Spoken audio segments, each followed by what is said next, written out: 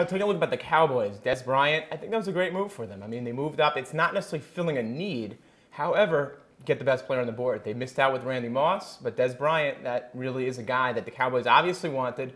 Feel he could be a superstar receiver. To get him at the end of the first round, that could be a great move for the Cowboys. Yeah, I found it ironic that one of the first quotes that came out about Dez Thomas was from Roy Williams about what a significant weapon he'll be in their arsenal of wide receivers. Because he'd be the first guy I wouldn't throw the ball to after I knew the fact I've got a Dez Bryant. I think he'll have an impact similar to what Michael Crabtree had last year. Eventually, he'll be really, really big. He's got some things about him. You're going to have to kind of massage it around, but I think Jerry Jones knows it. It sends a message.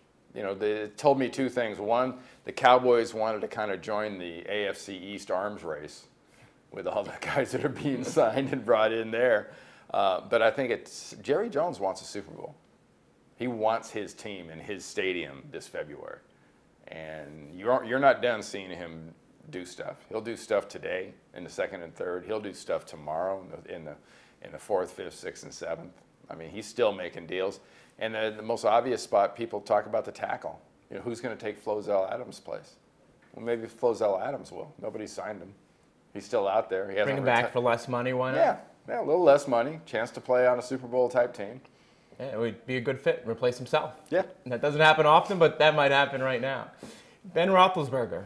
Talk about him a little bit. Your thoughts on how the NFL's handled that? I think they handled it pretty well.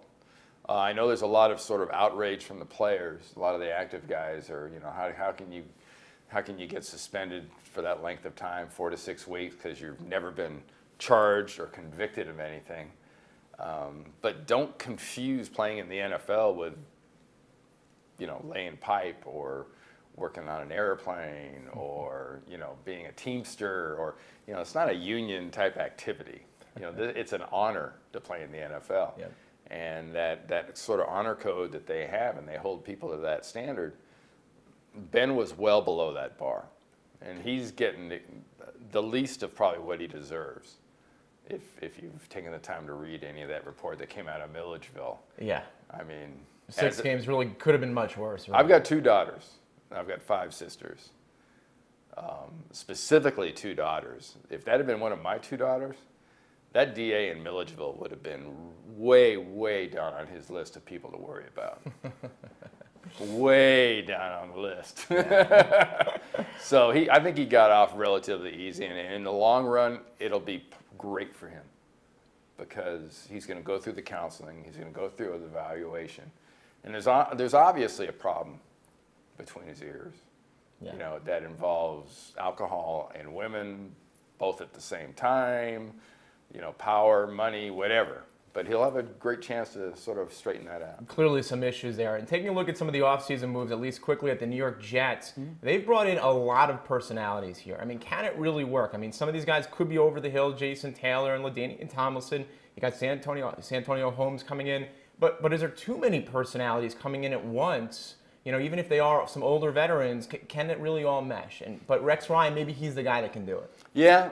I mean, they're going to keep. They've added a corner. I look for them to keep that up. They'll add another DB or so in the draft. Cromartie's not a man-to-man guy. Cromartie's a little bit more of an off guy, which is fine because you got Revis on the other side. I love Jason Taylor. I think Jason Taylor, if he can get 7 sacks in the Miami defense, then he can do a lot more in the Jets. I think he can get 10 for the Jets. Santonio Holmes, they got him for nothing, and it may just be it's obviously going to be a 12-game tryout for him. Sure. But, I don't know. He's one more mess up away from being gone for a year. So they risked about what they have sort of at stake. Right. That was a smart business move. LT, I think it made the fans excited. Last time I checked, they were the same team that held LT to like a yard a carry. Yes. In the playoff game. And it was kind of surprising that they went after him, considering I think that they went in saying that they weren't afraid of him, and then yet at the end of the day, they end up signing him. Yeah, well, Thomas Jones's stats were doing this. Now, he got hurt a couple times. I didn't like the way he handled that at the end of the year. But LT's has been not even, it's more like 90 degrees. Heading it's the really other way. Gone down severely. Yeah. Full yard of carry in the last year or so. Well, the Jets do have Leon Washington as well now coming back, just in case, I guess, LT Hopefully, does not work out. Yeah, hopefully. That was a pretty serious injury. Looking at rounds 2 and 3 that are still left here coming up, what are some of the guys that you see maybe on the board? Hey, I would love to have that guy that stands out, that might be available, and maybe a deep sleeper as well. Well, you know, there's going to be a few different quarterbacks go off the board in the next couple of days. If I had a good starter and I had a number 3 spot available and I carry one of those guys, Jonathan Crompton, the Tennessee quarterback, I think has got a lot of potential, but it's down the road. Right. A couple of years, and you don't have to draft him in the first round to find out, like Tebow, if he can play in a couple of years. Right. I love a lot of the running backs. Jonathan Dwyer from Georgia Tech, Montero Hardesty, Dexter McCluster from Mississippi he's basically C.J. Spiller in a slightly smaller package. And he reminds me a little bit of Dave Meggett to go way back in the day, a guy who can really just so explosive when you talk about McCluster. And especially in offenses these days, I like to use a wildcat in all different kind of formations. If he ends up in the right offense, he could be a really major impact guy in the right spot. Oh, absolutely. And at a very inexpensive price. That's the best thing about everything that goes on from 5:30 tonight to the last pick tomorrow night. Right. Is cost-wise, all the cost is gone.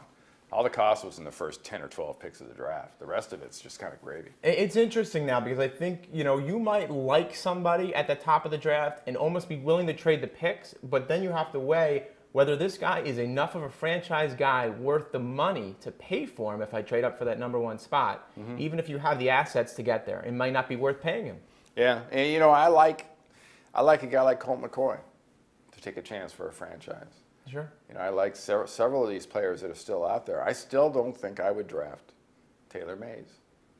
I'm not sure. People are into exploiting matchups too much in the league now, and he's way too exploitable if they were to get him in space. I like the kid from Georgia Tech, a name you'll probably hear sometime relatively early today, is a guy named Morgan Bennett, who's a safety that visited with about 20 teams leading up to the draft, and I think people value him highly. And one interesting one on Colt McCoy, I look back in the day when Drew Brees went, and he went, I believe, in the beginning of round 2, and now you look at Colt McCoy, somewhat similar, big programs, guys who put up big numbers at their program, had a lot of success, but, maybe they're too small or not a good enough arm or something, and, maybe Colt McCoy could fall into certainly that next sort of Drew Brees-esque guy, a smart player, a heady guy, big program, who's gotten it done, and he might be that guy. Someone might take a chance on him at a relatively high spot.